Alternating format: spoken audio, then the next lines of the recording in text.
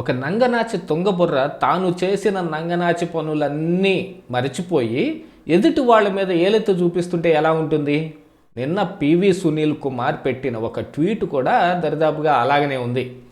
తాను అధికారంలో ఉండగా అధికార దుర్వినియోగం చేసి రఘురామకృష్ణరాజుని కస్టోడియల్ టార్చర్ చేసిన అంశంలో ఆయన సస్పెండ్ అయ్యి ఇప్పుడు రఘురామకృష్ణరాజుని ఎందుకు సస్పెండ్ చేయకూడదు, ఆయన్ను కూడా చెయ్యాలి కదా, నన్ను చేశారు బాగానే ఉంది అని ఒక ట్వీట్ పెట్టాడు.